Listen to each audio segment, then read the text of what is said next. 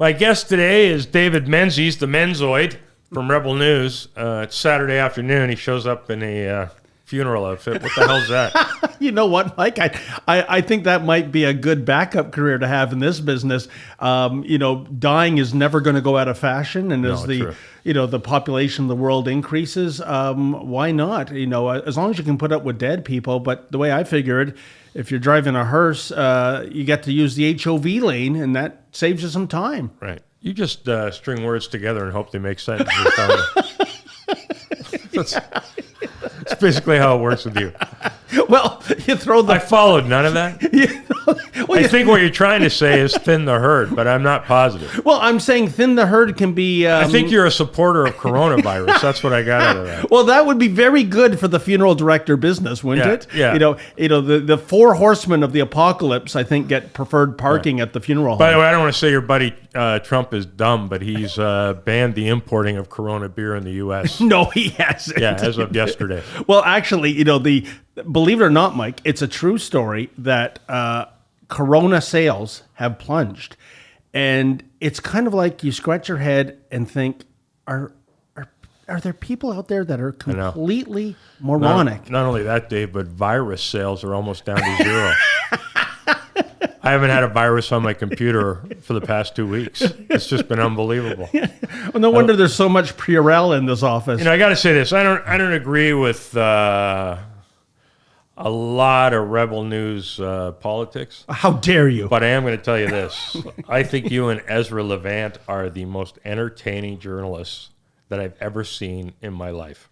Mike, thank you so much. Well, hang on a second. When one uses the word entertaining, one also uses the word fictitious. But no, I'm saying that you two are the most fun guys to watch that I've ever seen in my life. Not that it's a train wreck, but it's an orchestrated train wreck.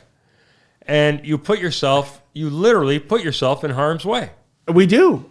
We get our hands dirty 100%.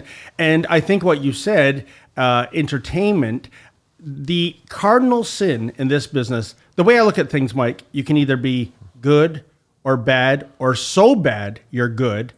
But the cardinal sin is to be boring. Yeah. There's a lot of boredom. It's funny you out say there. that. There's a radio news channel in this city, and it's got the highest ratings of all the AM radio channels. But if you ask people who's on it, they cannot give you one name. They cannot give you one name. But if you mention Rebel News to somebody, they either mention you or they mention Ezra. They always know who the two main cats on there are. It's unbelievable to me. Well, you know what? Even people who don't like you know who you are. I'm flattered you'd call me a main cat. I mean, Ezra is a genius. He is the founder of the company. Founded it, literally the day after Sun News Network. Entertaining. I wouldn't go so far as genius. But No. Genius and masterpiece. These are words thrown around. I'll tell you, Mike. I was with Sun News too when it went off the air. I couldn't create a new media company out of the ether like Ezra did. But there's other talents as well. There's Sheila Gunn Reid out in Alberta. Nobody in this country goes through freedom of information requests and finds the nuggets of gold like she does. And Cian Bexley, our young lad out of Calgary, he has been absolutely phenomenal. One of his major Grand Slams, of course, was Greta Inc., where he goes over to Sweden to chase down what the real Greta story is. Right. And that's when he caught the parents in the hallway, and at first they thought it was a legitimate interview, so they were cooperating. Oh, that took. And then they threatened to call the cops, didn't they? That's right. That took place in Edmonton. Oh, okay. We got Cian got a hot tip on that. There was a Rebel viewer that said, I saw a girl crossing the street with pigtails, and she's either the spitting image of Greta or it is Greta. And Cian went out there, and the first hint that this could be legit, that she was staying there, Mike, was there was a Tesla. It might have been the Tesla Arnold Schwarzenegger lent the family. Right. He took some photos of the interior of the Tesla. It was an absolute pigsty. Hang on a second. That just tells me that she doesn't litter. She never throws anything out of her car window. So all you did just now was defend her. Okay, well, when you lend me your SUV, Mike, I'll make sure I return it to you looking like a dump truck from the city. Yeah. And Cian, I think, approached it in a genius way, he went up to her and said, "Oh, can I have a selfie?" So it's, "Oh, this is just obviously one of my cultist fans." Right. And then he starts asking the questions. And you're right, when the questions aren't the mainstream media party questions and how great you are and what do you think you're going to do with that award you're going to get from Time Magazine for Person of the Year, suddenly it's interviews over and we'll call the cops. I mean, what, for asking impolite questions? But no offense, Dave, but all your interviews end with, "We'll call the cops." And the cops come, and the cops push me around sometimes. And I love law enforcement, Mike. I support law enforcement. But the problem you always have is you're standing in a public place, and they come over and tell you it's not a public place. Correct. That's your biggest issue. Yeah, I mean, and video doesn't lie. I mean, I see you standing on a sidewalk that was obviously poured by a municipality. Yep. And you're standing there, and then they come over and they start giving you a hard time, and they tell you you're on private property. Mike, I think the worst example of that was last month when I went to Rogers Hometown Hockey in Vaughan, and it was to scrum Ron McLean. He's in a booth, and he's doing interviews there. I'm certainly not going to trespass by going into their portable booth. So I just waited outside. I figure he's got to come home sometime. And you see in the video, I approach him. I say, "Hi, Ron, how you doing?" He says, "Oh, very good, sir." And I start throwing out the questions. And then evidently, I don't know, the Criminal Code of Canada changed since November. You're not allowed to ask Ron McLean impolite questions in the municipality of Vaughan.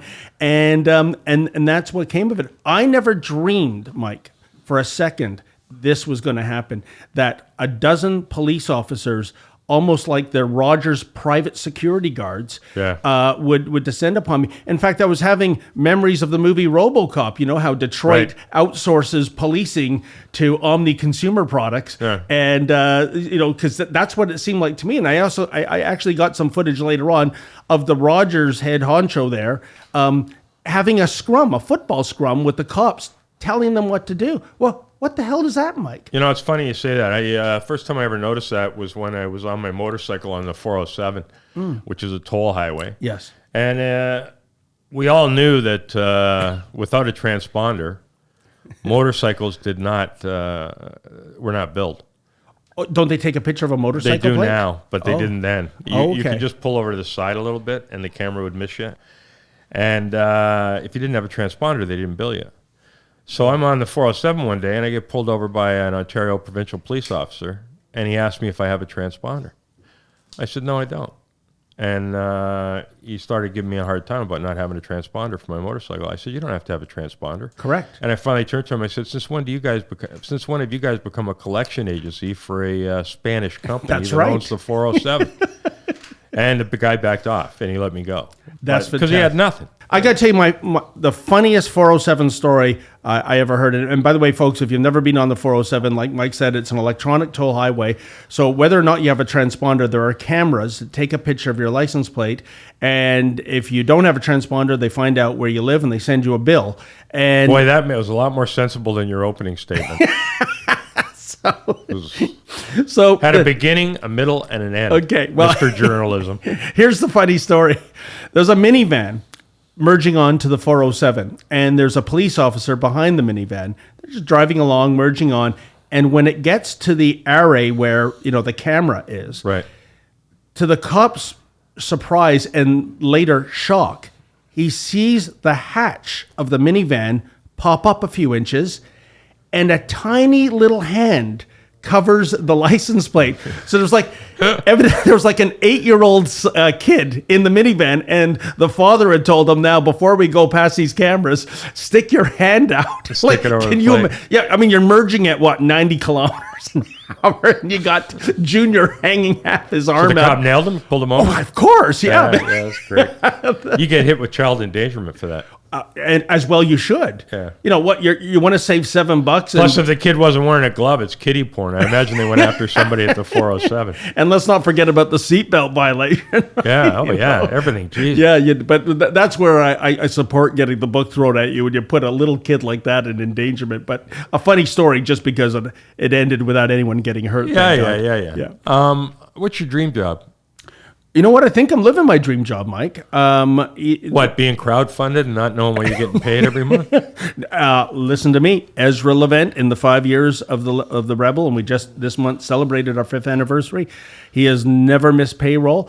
And Okay, here's the big question. Yep. What is payroll? Well, I don't know those. I'm not being evasive. I don't see the books. But I can tell you this, Mike, I will wear it as a badge of honor that unlike the media party, we do not take a cent of government funding. We don't get the $1.5 billion in welfare the CBC gets. We don't get the $595 million the print media gets. We don't get the $150 million the magazine people get. You didn't get the bailout? No, we wouldn't accept the money if it was offered, as if that would ever happen. Let me just say this to you. I have seen the stories on Trudeau, and if you guys expected government money, you're out of your fucking minds. Well, it's quite the opposite. Now there's rumblings that they want to regulate the internet news media. They still haven't given a definition for that, where we would ostensibly have to apply for a license. This, Mike, is something absolutely specifically targeted to try to put us out of business. It will not, if it gets to the Supreme Court, it will not meet that, it will not survive that challenge. I don't think it's going to fly at all. I don't either. I mean, even people in the mainstream media, when this was first floated, there was outrage. And Stephen Guilbeault, the minister who was responsible for this, what I likened it to, Mike, it was kind of like he was the lion tamer. And he walked into the cage to do the act as usual. And suddenly the lions, instead of sitting on their podiums like pussycats, they started baring their teeth and swatting at him. What I'm saying is that this government has bought and paid for so much media that they figured this would it'd be an easy sell. And it's not. And it was kind of like the lion tamer starting to panic and sweat because what the hell? These alpha predators are supposed to be domesticated. And for a change, the domesticated members of the media party reacted with outrage about this, as well they should. Right. You did a story a couple of months ago on an MP who you believe is, I guess, an Iranian asset, right? Indeed, Mike. It has been reported by one of the people. I should point this out. There's a foreign journalist, freelance journalist, who on TV overseas made that allegation about Majeed Johari. He's the MP for Richmond Hill. And he's a liberal. He's a liberal. And funny story about that riding, by the way. The Conservative went to bed thinking he was the MP for that riding, Costa Minigakis. Yeah. Because at the end of all the polls, he was the winner in Richmond Hill. But there was one poll left to count. It was the one in Ottawa, not in Richmond Hill, of foreigners voting. And guess what happened? Overnight, it flipped. Right. Just by a couple hundred votes. And that, by the way, was one of the ridings, too, of the 7 or 8 in Canada, that if you took the PPC candidate out of the mix, it would have gone Conservative. So that was a tragedy that Johari was able to get back in. But the source for that journalist, who for that information about being a paid asset, a couple months ago, he's walking down the streets of Istanbul and took a bullet right in the head. Yeah. So there are other people out there. There's a activist in the Canadian Iranian community, Mr. Pooley, who is doing incredibly diligent work digging up stuff on Johari. And there's stuff that isn't allegations, Mike, that the fact that he had members of the Iranian parliament come to Canada on Canadian soil to have meetings with. You know, when I went to... Johari hasn't sued anybody for defamation, has he? Not that I know of. No. And I can That's tell always telling, by the way. Well, I can tell you this, when not only that, Mike, but in Richmond Hill, in his very own writing, at the Richmond Hill Performing Arts Center, okay, when they had the vigil for the Canadian victims, and let's not forget, 57 Canadians died on that flight, you had municipal, provincial, federal politicians of every stripe. Why was the MP not there? Because I'll tell you, the Persian community that was at that vigil would have, well, I wouldn't say attacked him, but they would have heckled him. They would have screamed at him. Right. I've just found that so shocking and so telling that the MP for the riding that the vigil, and there were people from Richmond Hill that died on that flight, was AWOL. Just an absolute disgrace, Mike. There's also a big Jewish community up there. You know, in terms of the demographic, I know for the Richmond Hill riding itself, 11% or 12% are members of the Persian community. I would say there's a large Asian community too. Not sure how the numbers break down, but certainly the Iranian community of Richmond Hill is a significant minority for sure. Now, you know, it's funny with Iran. You got older Persian people. Yeah. By the way, whenever somebody's from Iran and they tell me they're Persian, I always feel like saying, so what are you, 3,000 years old? What are you trying to do here? Why don't you just say Iranian? You know what I mean? I have a female friend who I like very, very much, and she always says she's Persian. I always make fun of her for it. I go, well, you look great for 3,000 years old. But insofar as the Iranian community goes, the older Iranian people who I guess liked the Shah and didn't like the overthrow, they're certainly they would certainly be against Johari. Yes, but it seems like the younger ones are pro Iran. Not my experience, Mike. I can safely say this, that every single member of the Persian community, with the notable exception of Mr. Johari, the Liberal MP for the riding, every single Iranian person I have met have nothing but bad things to say about the regime. If they could rejig the time-space continuum to 1979, there never would have been regime change. And listen, the Shah, let's be honest. Bad guy. He was not a Boy Scout, I'll tell you this. But if you asked Iranians confidentially living in Iran if they could have him back as opposed to the Ayatollahs running that country now, 100%, Mike, they are suffering from buyer's remorse. You know, Tehran was very much like a European city. I mean, women dressed so fashionably and wore makeup. And now you have the so-called hijab police, where if you have a hijab that's too colorful, you can be fined. Right. You know, this is not what the Iranian people are about. I have found them to be incredibly entrepreneurial. And in one of the reasons I think they came, I was talking to Lou Skizas, formerly of AM 640. He says, you know, when you saw the first wave coming over in the 1980s to Toronto, and I mean, there's a nickname for Toronto, as you know, Tehranto, right? Yeah. They looked at this area and they said, you know what? We can make money here. This is a good place to relocate.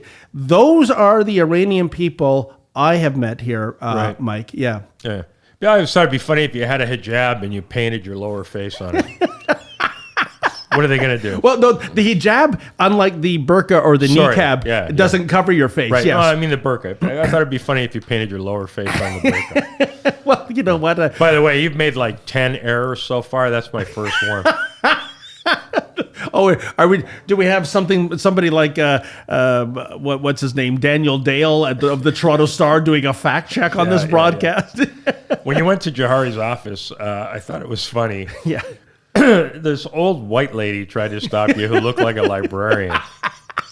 And it cracked me up the way she was talking to you, you know? Yeah.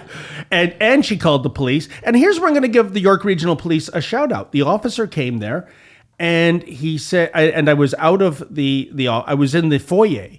And the officer, I said who I was, identified myself, and I said, I'm just trying to get comment from Ms. Johari because, quite frankly, officer, I think this man has the blood of 57 Canadians on his hand, you know, because of his close ties to the Iranian regime.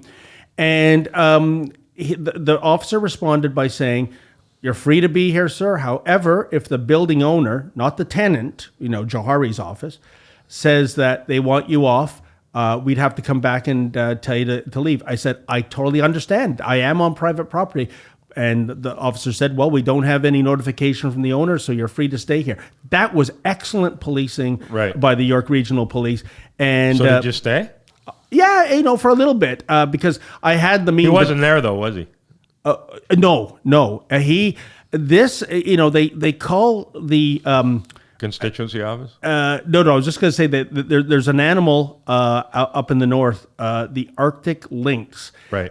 Even wildlife photographers that camp out for months trying to get a shot with a telephoto lens never can go through their entire life without seeing one. It has the nickname the Ghost of the Arctic. That's Majeed Johari. He's the ghost of Richmond Hill. Yeah. Okay. What would you have said to him if you got him?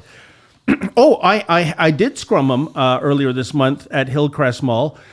The police were called and I was escorted out, but I kept asking him about these connections to the Iranian regime. And Mr. Johari, what's that old line you stand-up comedians use? Denial ain't just a river in Egypt. Yeah. So he just denies. And then the cops came again, and this time I had to leave the mall. Yeah. What's the closest you ever came to getting punched? Ooh, that... Outside your house. Let's see where. Well, I can tell you this: it was more than a punch, and I actually suffered an injury from it. In August, I went to see that mentally ill con man, Jonathan Yaniv, who now goes through life as Jessica Yaniv. He's the guy that is going to immigrant women who run spas out of their house, right, demanding that they shave his balls, right, which they don't have training for and they're uncomfortable with, and he's filed more than a dozen. There's training for shaving balls, Dave? Well, you know what? I'm sure if I went to church in Wellesley, somebody there could answer that Don't question. get me wrong. Thank God there is training for it. But And when I encountered Jonathan Yaniv, who up until that point was getting around on a mobility scooter. By the way, that's to con the BC Transit people to get the mobility rides, curb to curb. Yeah. He came... Oh, I see. So you spend $5,000 on a wheelchair so you can save $1. Did he spend $5,000 on a wheelchair? I don't know. Yeah, I might have got it from the government. But he came charging after me. He was with his mother, and he had a... Who may very well have been his father.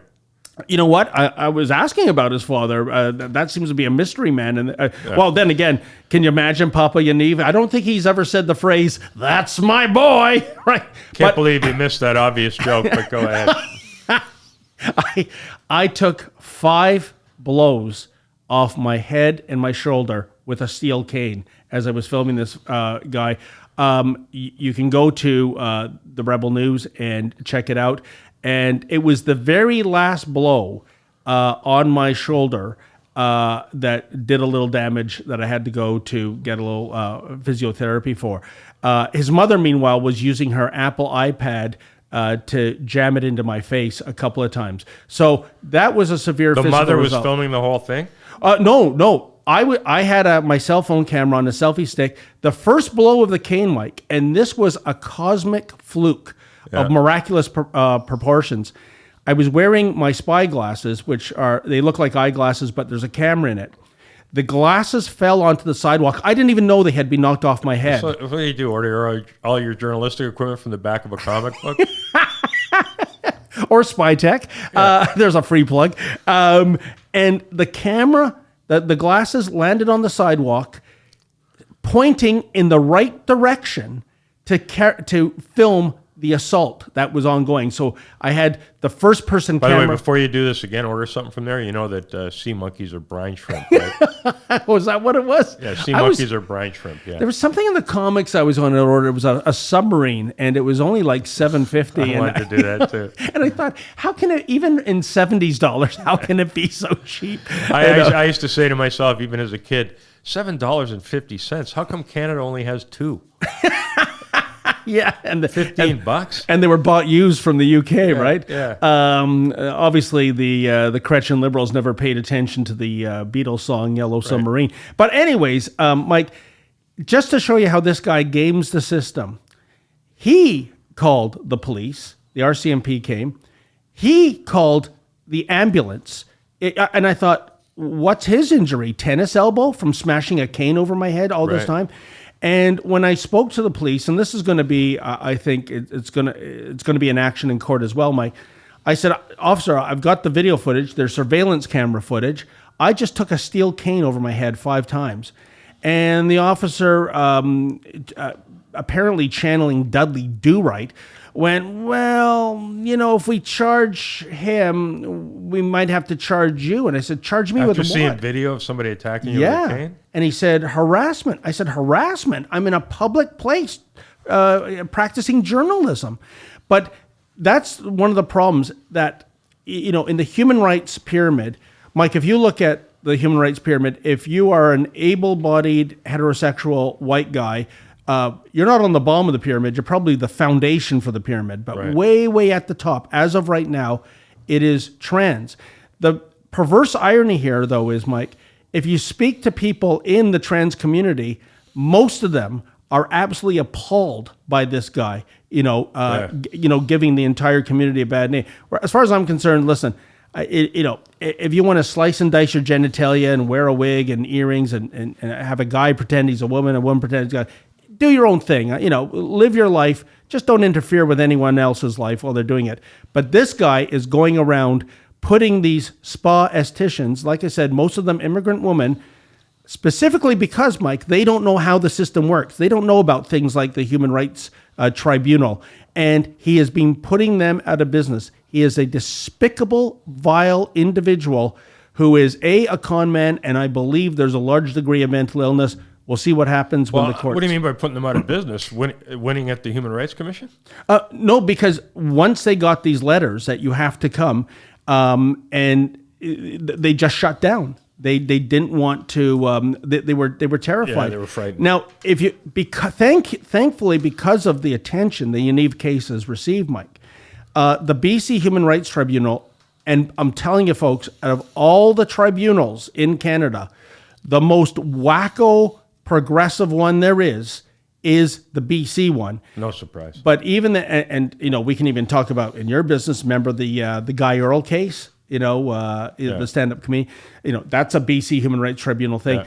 Even they, thanks to the attention, decided that on 3 of the complaints, they awarded the people he was complaining about $2,000 each damages. That is almost unheard of. Right. A Human Rights Tribunal not being in bed 100% of the way with the complainant as opposed to the defendant. Right. Yeah. So how do you think it's going to end? What do you think? How do you think it's going to end for? Well, I am. My biggest question. I think it's going to end badly. He's had those 3 defeats at the Human Rights Tribunal. I'm sure there's going to be more of those. He is right now in court for having possession of a prohibited weapon. He went on to a podcast, Mike, and showed off his taser. Right on. It's illegal to have one. Pardon me? Illegal. Exactly. So there's that. There is more. There are allegations. They're not proven. There's allegations of him having inappropriate conduct of a sexual nature with minors. That is proceeding as well.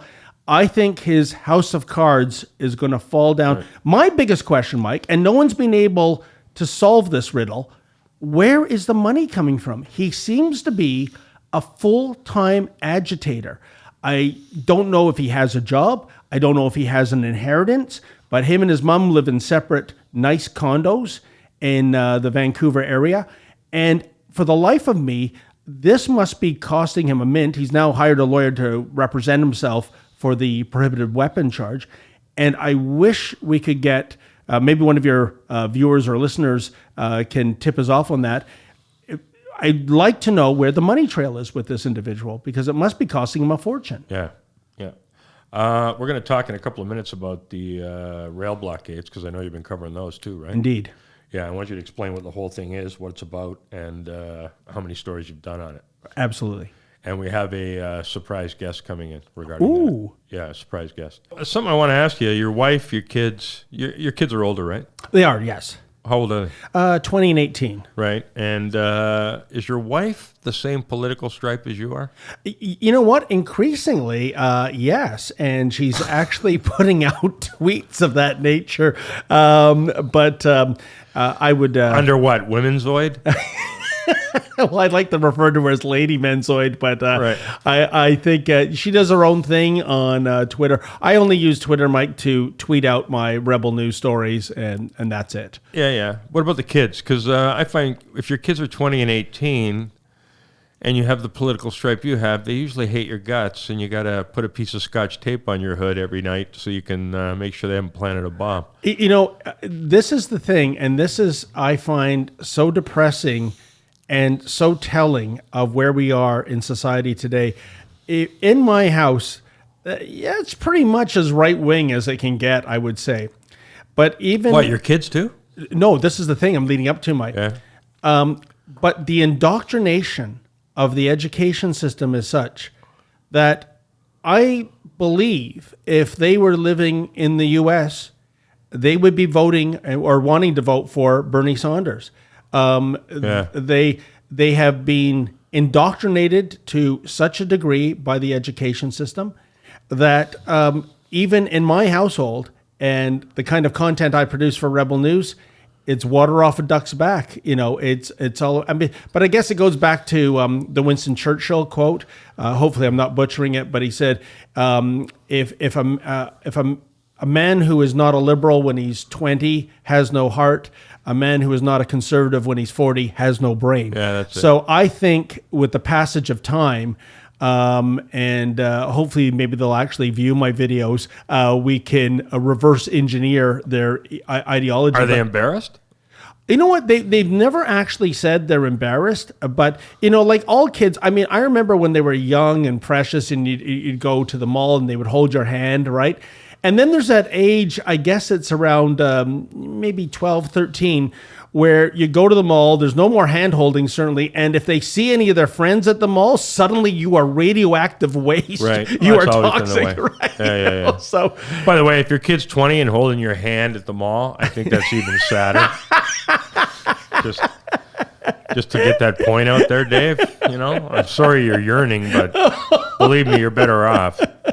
Now you have a hobby that's kind of weird, which is continuity in movies. Oh, well, no, I said that off air. There was something behind me, I think, that we had to move. And I likened it to, I think I might be a unique individual on the planet for actually spotting a Stanley Kubrick movie continuity error, because, as you know, Mike, Kubrick was such a perfectionist, and this is why his movies took so long to make and would always go over budget, that, a character walking out of a storefront, a 3-second scene, he might shoot 29 times. Right. And there's this, and of course, around 1980 when The Shining came out, I was an usher at the dearly departed Hollywood cinema, because that's what we do in Toronto, right, Mike? We tear down these glorious, majestic cinemas like the Hollywood and the Highland, which was next door, and because we need more retail, apparently, or more multiplexes. But the Hollywood was a beautiful cinema,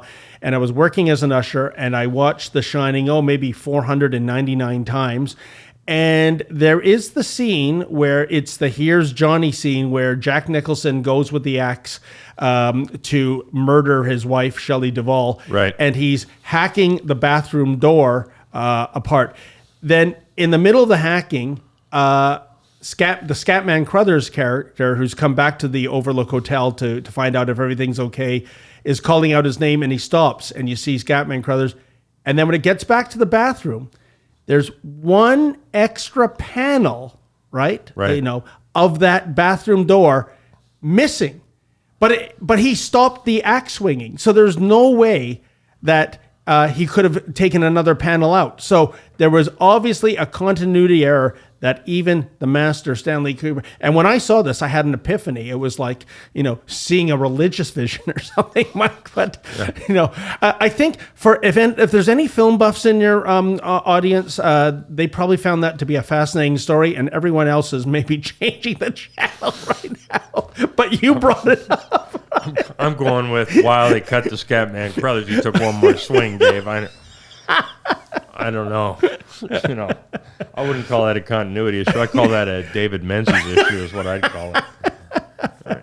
Well, watch the video, folks, and tell me if I'm right or wrong. I'm dead right on this one. Now, you wanted me to tell you the Edelweiss story, right? Oh, yeah. Yeah, my dad took us to see Sound of Music in, 67 when it came out again? And, when the Van Trapp family sang Edelweiss, I saw him looking at us, and I knew what was coming next. Next thing you know, my two brothers and I are forced to stand up at family gatherings and sing Edelweiss. Hated every minute of it. And I swear to God, he called every store in town. We lived in Galt. Yeah. He called every store in town trying to find Lederhosen. And that was the last straw for my brothers and I. I was 9. One brother was 8, and the other guy was 4. And my middle brother, Pat, and I got together and said, there's no way. I'm not doing this anymore. So finally, we were in the car on the way to a family function, and my father started mentioning, you know what you got to do when you get there, right, boys? And my brother turned to him and said, you know that movie's about fucking Nazis, right? We're not doing it anymore.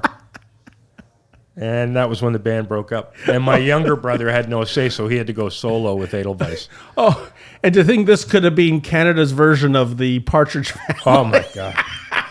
It was just unbelievable. It was just not to be. It was just unbelievable. Yeah. But you know what? How on local radio, Mike, you don't hear these kind of anecdotes. You don't hear these. No. And what makes it funny is it's so true. And another thing that makes it funny, I mean, I have a collection, and I fully endorse this book. It's more than 10 years old. It's called Not So Funny When It Happened. And it's a collection of some of the best travel writers' nightmare stories. I think a lot of them never got published because that's not what the travel press does. Right. But this is the best travel writing because there is no better humor than unintentional humor. And who wants to read a story about you going to the Caribbean? The weather was perfect. The meals were fabulous. And it's perfection. That's boring. But you end up going to, I don't know, the running of the bulls. And that is actually the picture of the collection of essays called Not So Funny When It Happened.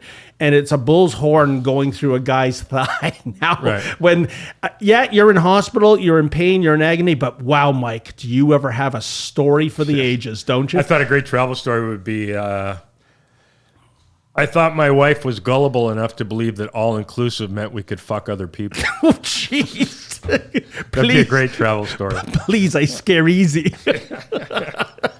Now let's talk about the what's going on in Canada right now, which is the native railroad blockades. Yeah, and I wouldn't qualify it, Mike, by saying native because some of the blockades I've been to, such as the Hamilton one, have been ANITFA. Yeah, that was the ANITFA rail blockade. Although you better tell that to the likes of members of the media party like the Toronto Star. I swear to you, Mike, they had a story on the protests that I covered out in Hamilton off of York Boulevard there. And they quoted one woman. They said, I don't know her real name, but, Sarah Fisher, who identifies as being Native. Well, what is this, Elizabeth Warren? I mean, are you kidding? This is our version of Pocahontas? You mean to tell me a guy like me of Scottish ancestry can go to a railroad track and go, I'm Mohawk, actually, not McDonald. I went camping once, so I'm Ojibwe. Yeah. Because I didn't have a tent. I drove here in a rented Jeep Grand Cherokee, right? Therefore, I am in. So when I went there, Mike, it was... And I urge your audience to check out that on Rebel News, because even if you don't agree with our politics, the rule of law is the rule of law. And what was incredible, the media party was covering this with telephoto lenses from about a kilometer away from the protest. I hopped a barrier, went down to the tracks, went right into the lion's den. And I'll be honest, I was scared, but you never show that you're sweating. The police were much further back. They were observing everything. I think if they weren't observing anything, I would have been beaten like a rented mule. And basically, I looked at this camp, which was just a bunch of white social justice warriors having a campfire. One of the best lines was, I focus in on these 3 bags with LCBO logos on it, right? And there was a commentator on the video, and he said, Mike, what kind of anarchists are these? They went to an LCBO store and bought their liquor. They didn't shoplift it. You pussies, right? So because of the LCBO, I mean, like the security will hold the door open for you as you take your liquor out if you got both your hands full. So anyways, later, I went up to the cops. The Hamilton cops had really no comment, but we have, if you can believe it, folks, rail police in Canada. CN and CP both have they're actual police forces. And when they're on CN and CP property, they're real cops and they have real guns. They do. Why don't you tell people the story about the time you were walking your dog on the railroad tracks about 10 years ago? Well, this is an incredible story, Mike. This is the first time I ever learned there was such a thing as rail police. And I was walking across a shortcut that is taken by about, 300 people a day at the time. The vast majority of them being probably elementary school children. Yeah. And for some reason, CN dispatched an officer. His name is Richard DiBiase. I think there is a special place in Hades for him when he shrugs off his mortal coil. And I was, as you said, I was walking my dog, and shrugs off his mortal coil. Wow. And I had my ear. I've heard screw off and die a million different ways. But well, you know what, Mike? I believe it was around noon because, in a way, you have an involvement because my radio dial was tuned to the 2 Dime network, and because I wanted to hear you. And so I have walked across the tracks. Now, by the way, folks, this wasn't me going through a forest in some remote area. These rail tracks also cross the sidewalk and the road, right? It's a level crossing. So it was just to save a little time in terms of going around the subdivision. I'm walking along, and about 100 meters to the east, I finally hear a horn. I turn around, and on the sidewalk, facing the opposite way, is an SUV. And I thought, it startled me. I thought that this guy was in an accident and he hopped the curb. Right. I see the CN logo. I figured it was a security guard or something like that. And what DiBiase said to me is, his opening line was, "I saw what you did back there." Now, he hasn't even identified himself as a police officer. The nature of trespass is that if you trespass somewhere, you're told, leave. If you don't leave, then you're charged. But I am now, like I said, about 100 meters away from the crossing. And basically, I had no idea what he was talking about. So he started lecturing me about the, not doing the shortcut anymore. And he wanted my name. Now, the only reason you would give a name to an officer, unless you're in a vehicle or a licensed establishment, Mike, is if you're being charged with something. And I said, "Am I being charged with anything?" And he said, "No." Then I said, "Then I will be on my way." So I start walking, and then he said, "You're under arrest," like a second later. And I go, "For what?" He said, "Trespassing." Gets out of his SUV. I have 2 hip replacements. He kicks me right in the knee. I said, "Are you out of your mind? What are you doing?" Because he wants me to lie on the sidewalk. And then when I said, "I have a hip replacement," he then kicks the other knee, right? So there's a train actually coming now. Traffic is stopped. I walk over to the cars that are idling, and I say, "Somebody call the police. Somebody call the police." And DiBiase starts yelling, "I am the police. I am the police." What happens then? And by the way, Mike, if you were, this is the year 2014, April 2nd. For my great white whale is a white Acura RSX because there was an Asian lady in the passenger seat filming this. If I ever get that film, not only is DiBiase out of a job, I would say, but he's in jail. Anyways, he then tackles me. He then puts handcuffs on me. He is on top of my back. Yeah. And I see an amber-colored bottle with a straw, passing in front of my, which he's taken out of his utility belt. I thought it was a water bottle. I thought the guy was going to get a drink. Mike, it was pepper spray. Yeah. And at point blank, each eye, he doused me with pepper spray. I'm already on my stomach in the slush. My arms are handcuffed. And now and by the way, folks, you never want to get pepper spray. It took, I think, about a week for the remnants to finally get out of my eye canal. And what happened then was that I was charged with trespassing, assaulting a peace officer, and resisting arrest. Thankfully, I got a great, fantastic lawyer, Lawrence Ben Eliezer. Fully endorse him. He's a wonderful lawyer, criminal lawyer. It cost me a fortune, even though I was in the right. And the epilogue to this, Mike, is representing myself because I don't have a lot of money. I decided to sue CN in small claims court for $25,000, which would at least return some of my money. And I was representing myself, like I said. Did you get off though? Did you get the charges dismissed? Oh, they were, yes, yeah. Just a peace bond was applied. And thank you again to Mr. Ben Eliezer for that. When I went to small claims court, what was incredible, I finally found out why the term railroaded was invented, because we went to the settlement conference. I could have told you what it was. Yeah, I know that's another, and I want to hear that story. And basically, CN's lawyers said, we don't care about the facts of the matter. We don't care that you're assaulted. We don't care about anything. If you want to go to trial, we'll go to trial. And you know what? If we lose, we're going to appeal it to the Superior Court. And if we lose that, we'll go to the Supreme Court. And the judge said, I'd like all the CN people to leave right now, and I want to speak to Mr. Menzies. And what he said is, he said, look, I'm not taking sides. But he said, these guys are playing hardball. I don't know what your financial situation is, but I can tell you one thing. Before this case moves 1 degree on the dial, you're going to be soaked for $100,000. You heard it themselves. They're going to go to the Supreme Court. You know, they are hunkered in. He says, you know, I'm just putting that on the table for you because the next decision you make is going to be very important. And so basically, I threw in the towel, Mike. And here's one of the problems, folks. You can win the battle and lose the war.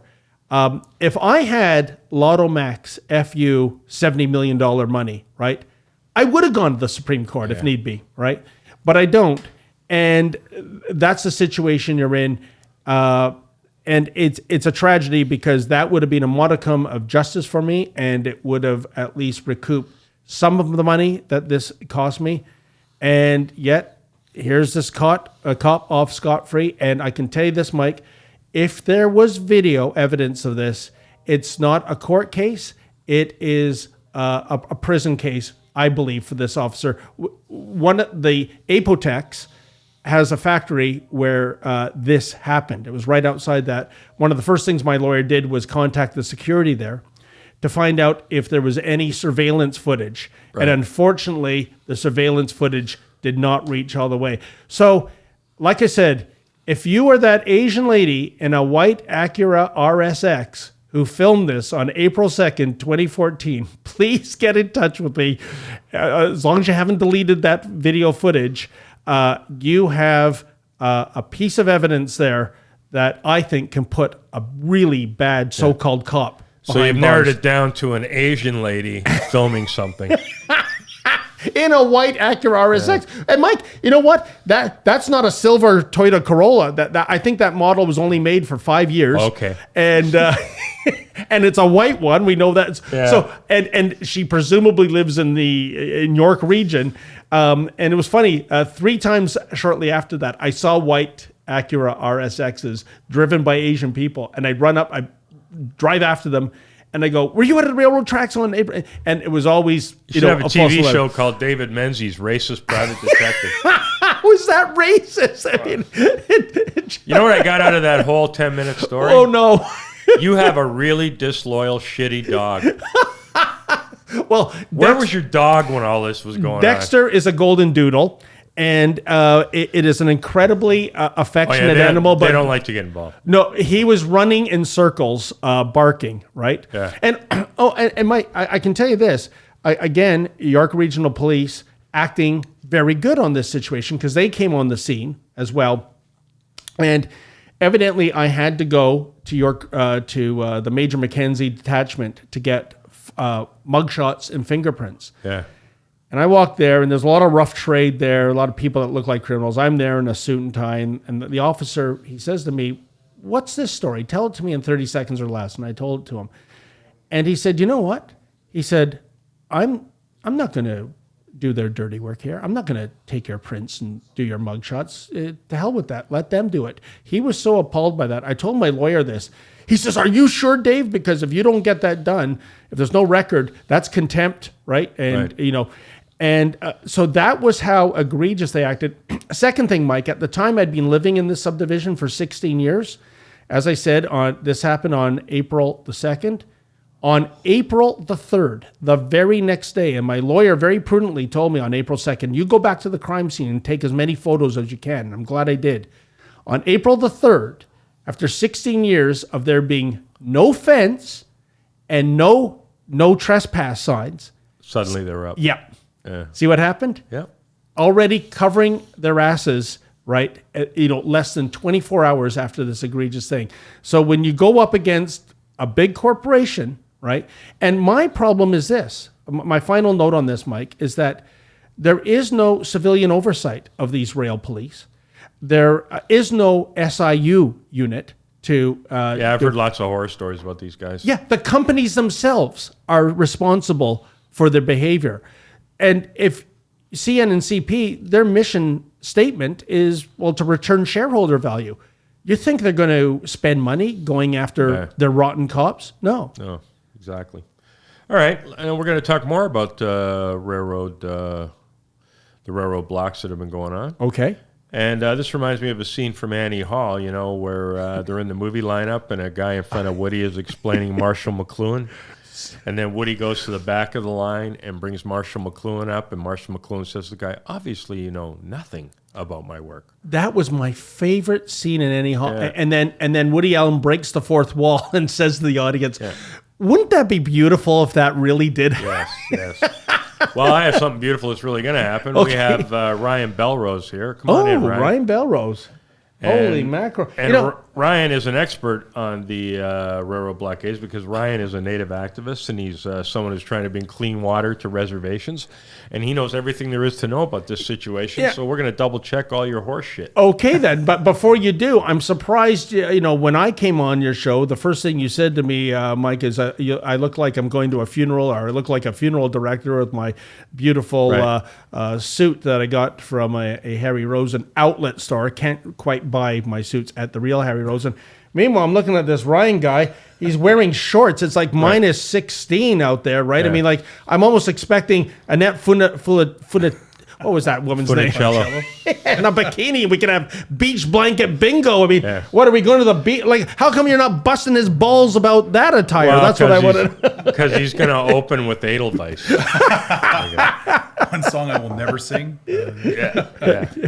Now, Ryan, you know a lot about what's going on with the pipeline, the rail blockades. Yeah, I've been following. And Dave says 20 out of 20 councils. I was listening. Is that factually correct, Ryan?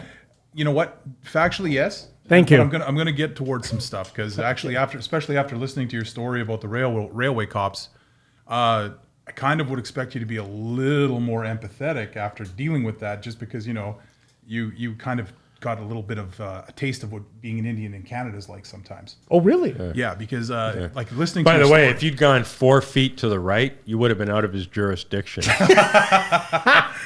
Where you weren't too bright. Could have done a little jig and been like, "Look what I can do," The reason I thought that was kind of an interesting story was because that's literally how we see this whole thing breaking down right now with the government. Right? You're being told you're trespassing. You had no idea.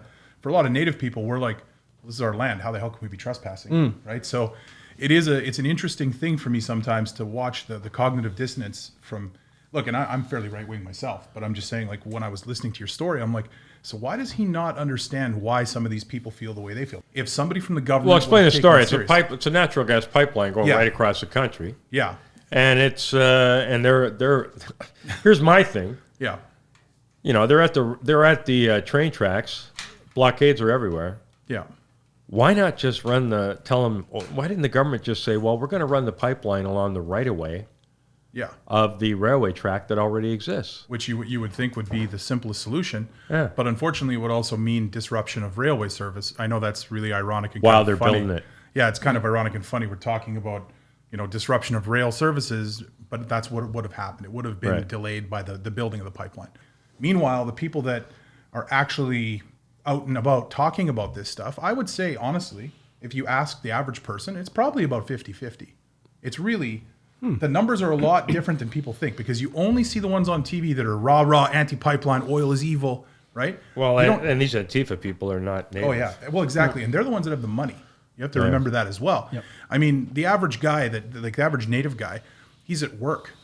He doesn't have time to go to this nonsense, and he's not getting paid by Tides Foundation or the Rockefellers to go and protest. Yep. Now, some of these people that are at the protest have no connection to the native community at all.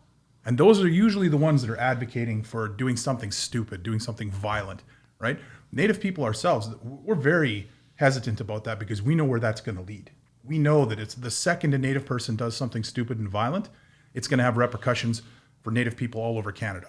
And we understand that. Look, I know it's not popular to say this, but just read the comments on any article to do with natives in any form of media. The comments are like cancer. You read them and you're just like, what the hell? Like, who are these racist idiots? That's Canada. Yeah. And it's sad because like a lot of people that I know personally, they would be like, no, we're not racist. It's like, well, you know, some of you are definitely not racist, but there's definitely a racist undertone on these comments. Yeah, but Ryan, when you, by the way, I just want to say I was very impressed with those $5 words you were using, cognitive dissonance. I mean, the guy's dressed for the beach, but he's like Professor Egghead when he starts talking. That's just amazing, like how you allowed me to let my guard down on this fellow. But, you know, these online comments, take that with a shovel full of salt. I had some troll always commenting, it was for a brief period of time, several weeks, on Rebel commentaries that I did. And his lead-in to his comment was, given that David Menzies is a well-known convicted pedophile, oh, goodness, yeah, you know, complete. I don't think you're that well known, really. yeah, it's not that well though. But the point is, you know, what people will say with the cloak of anonymity and the outrageousness. This is not. It applies to every issue. It could be about a car review, for goodness sakes. Absolutely, but you know, but you have to remember that like this is something my dad taught me when I was a kid. People are honest when they're drunk or they're angry, right? So when I was growing up, I mean, you look at me. We're sitting at a table here. I'm actually probably one of the more pale ones. I mean, other than maybe Mike. Yeah, I like to tease Mike about it, but that's a pale face already. I mean, look at that light bouncing off. Listen, Mike's I've never been the skinniest, handsomest guy in a room before. So say whatever you want. Oh, that's hurtful, Michael. Hurtful. This is kind of it's a catch-22 for us, right? Because on the one hand, most Native people want to be engaged. We want to be participating in Canada. Like, we don't want to be living way off in the middle of bumfuck nowhere, hidden in the corner and not ever talked to. We want to be part of Canada, right? Plus, this means jobs. Yeah, exactly. But here's the problem. Good jobs. Now. Yeah, a lot of them well-paying jobs. Yep. But here's the problem now, is that anyone, it's so maximalist now, Mike. I don't have to tell you this. We talked about it already several times. And the thing is, when you talk about how maximalist everything is now, so you're not David Menzies. You're not just David, the guy that's going to talk about stuff. You're David Menzies, who works for the Rebel. Now, I'm friends with Ezra. I know the guy. But I've been told that Ezra is a Nazi and he's an alt-right winger. And it's like, I know the guy. Kind of hard for a Jew to be a Nazi. And just exactly. And this, but this well, not really. Thing. It's $10 a month membership fee. I never got that defense.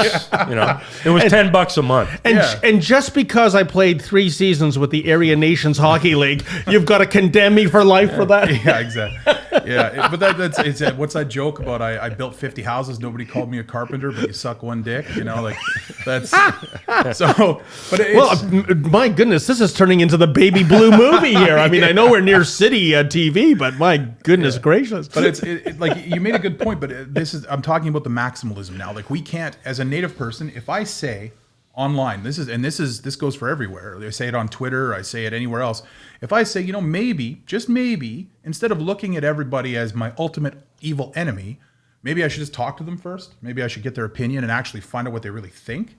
Then people will say stuff to me like, oh, you're a government agent. And it's like my last name, just so you know, it's kind of funny. If you Google my last name, it's one of the first Métis families in Canada. And my dad wrote the Métis Proclamation, right? Like, I'm not some random. But they'll say to me, oh, you're a government agent or you're a bot. And it's like, no, I'm literally not advocating for anything crazy. I'm saying just listen to the other side. No, but Ryan, here's the point, though, on these blockades. When the rule of law is being violated, I have no problem if they went to the legislature, Queen's Park, and did, a big protest. Bully for you, 100%, you're right.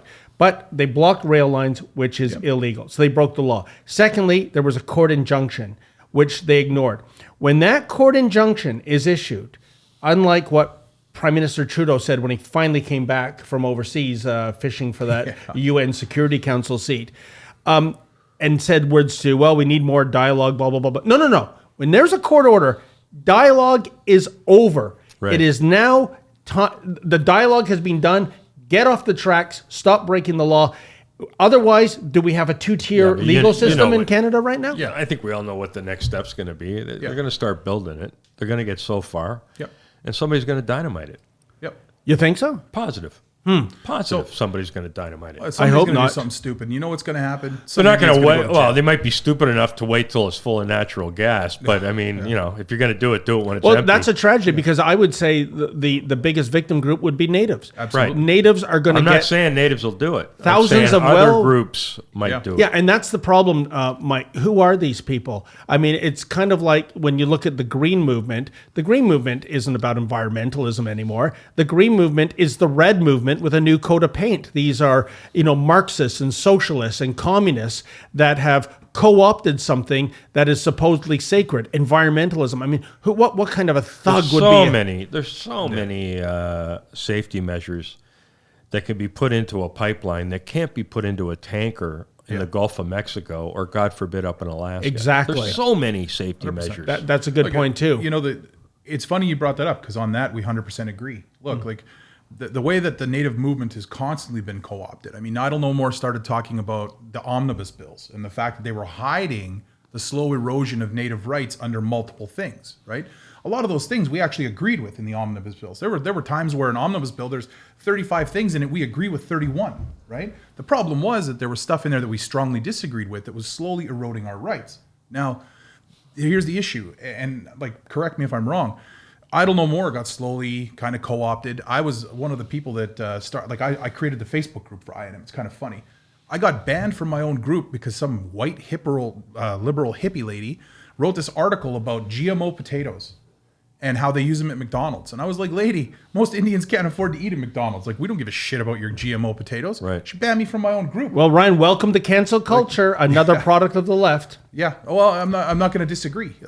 I talked with Mike about cancel culture before too, but my real issue here is that we need to talk more about native sovereignty in a nation-to-nation basis. I don't necessarily agree with the blockades, and I've made my position really clear about that. If you're trying to get people on side, the last thing you do is piss them off, right? And we want the average Canadian to say, hey, you know what? These people have been treated like garbage. We need to fix that. We don't want them saying, well, that prick made me 15 minutes late to get home to eat. Because, after an 8-hour day, you're on your way home.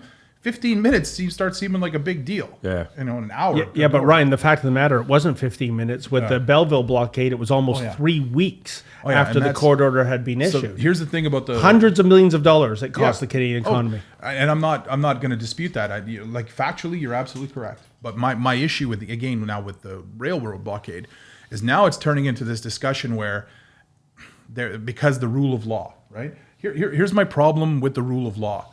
There are places in Canada where you guys didn't sign treaties with us. Now I'm gonna say you guys because obviously in this forum right now I'm representing the Native people. You guys are representing mainstream Canada. Okay, It's not personal. I'm just saying so for the purpose of discussion. Yeah.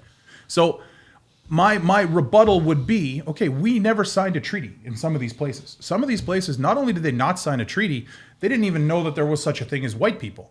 So all of a sudden white people show up and say, oh, by the way, we've created this country, and you're now part of it, whether you like it or not. They never signed a treaty. That's when they're talking about unceded lands. That's literally what they're talking about. Now, Canada just made an assumption that, okay, well, everything from here to here is Canada now. So now you have a group of people that don't necessarily agree. They actually think, wait a second, we're our own nation. And then the ones that did sign a treaty, they signed it on the basis of nation-to-nation agreement, which means if you're going to do something, you have to come and talk to us first. You don't just get to say, oh, by the way, we're the Canadian government. We made this law, and now you have to follow it. But there is precedent for the Canadian courts to rule the natives' favor. Yeah, but there's also David. Hang on, because now I find it kind of humorous. 20 minutes ago, you were telling a story literally about the Canadian legal system being unfair and unjust. Now you're defending it. Well, I'm saying there I think he's really saying you won. is what I said. No. I said basically, like, you know, when we were talking about my particular case, you know, you can be right, but you know, it's like the Tina Turner song, "What's Love Got to Do with It? What's being right got to do with it?" Exactly, David. I'm literally saying the same thing. Like you, like that's what I'm saying. No, but it doesn't necessarily being right doesn't necessarily mean you're going to win in court, especially in Canada. Look, I feel like sometimes we talk past each other. Okay. But what I really want to get across to people is that, look, the Native people do have some legitimate beefs here. Like, they're legitimate. But I agree that the way they're going about it is not going to work out well for Canada. Oh, I agree with you. And I mean Canada as in all of us. It's not going to work out good for Natives. It's not going to work out. But one thing it has done is it's encouraged other Native people to step up. Now, this whole thing with the Mohawk, we know that it doesn't affect them at all. But the Mohawks do have some legitimate beefs with the government as well. Now, they're using this as a way to, you know, to draw attention to their beefs. But at the end of the day, this is I just want to get this across to everybody, is that if we keep talking in maximalist talking points where it's all, nope, we're either 100% right or 100% wrong, nothing's going to change, and we're all stuck in this. But I am of the belief, Ryan, that the rule of law has to prevail for everybody. And I would say the more that law enforcement it chooses to ignore this, the worse this is going to become. Oh, yeah. Forget about Native issues. Forget about the coastal pipeline. This was handled poorly. Don't get me wrong. Yeah. Like this should have been. Bottom line, is it going to get built? Look, I'm not Nostradamus, but I think what's going to happen is it's going to get built right up to a point, and then, like you said, I have no doubt. Look, we know that there's certain groups that are purposefully co-opting this movement. Right. There are certain people coming from British Columbia, from the coast. I can name one, but I don't want to get sued. And she's an activist who has a clear track record of a lot of anti-Canadian stuff, a lot of anti-Israel, a lot of anti-Semitic nonsense. She has a history of this stuff. And now she's over there advising. So, I mean, when your advisors are people that think that a group of people using terrorism to achieve statehood are good role models, that's not going to go well for us. And you know, Ryan, you've hit on a really good point. As I discovered in Hamilton, Mike, there was not, as far as I could tell, a single Native, although the Toronto Star quoted somebody who said she identified as being Native. Okay, thank you, Ms. Warren. But here's the thing. If you allow this to continue and fester, forget about Native issues, forget about pipeline issues, forget about environmental issues. You're going to see every half-wit lunatic group co-opt this. You know, vegan rights will sit down on the tracks. Yeah. Free Palestine will sit down on the tracks. Where does it end? And meanwhile, if you're in the international business community, could you imagine these Trudeau Liberals saying, hey, come to Canada and invest in our fossil fuel industry? You would be laughed out of the room. If I was in that business, I'm going to Argentina, where, you know, because you can't even get, you know, 24 half-wits off a train track for almost 3 weeks. Well, I mean, why would I look at the whole thing though? Yeah. I mean, like, some of these people True, are like, man, we look bad. Yeah, we do. I mean, especially the ones that are like screaming about the climate and then burning tires, like, and driving a Hummer, like one of the guys who told me that. Yep. Look, like, the other thing too, I think that people are forgetting too, is that a lot of these people don't represent Native people. Like, and so when I see some of these people on TV, like you said, the second someone tells me I identify as a Native, the first thing I'm going to do is ask you, okay, so where's your family? Like, who's your family? Where are you from? Every Indian in the world does that, right? That's just what we do. It's how we interact. So when they usually do this, oh, well, and then they'll think for a second, and they always throw out some random, like, I'm Beothuk from Newfoundland, right? Like, they'll throw out some random tribe and so I'll tell them there's none of those people left. Like, it's like stolen valor, isn't it? Somebody absolutely pretending to be like a veteron, right? Yeah, it's Well, that's what we call it, pretendians. More like stolen misery. Yeah, exactly. It's like, really, these are the people you want to steal their identity? Like, all right, boys, thanks for coming. Yeah, I appreciate it, Mike. Nice to have you back. And Dave, amusing as always. A pleasure, Mike. And I hope your podcast takes off. It's been so entertaining. You had my pal Joe Warmington, one of the guys in the mainstream media who I adore, a man with a heart of gold. I heard him on your podcast. I think it was 2 weeks ago. He was excellent. Your interaction was excellent. So good luck on this podcast. Thanks, so glad to have you back on the airwaves, Mike. Thanks, pal.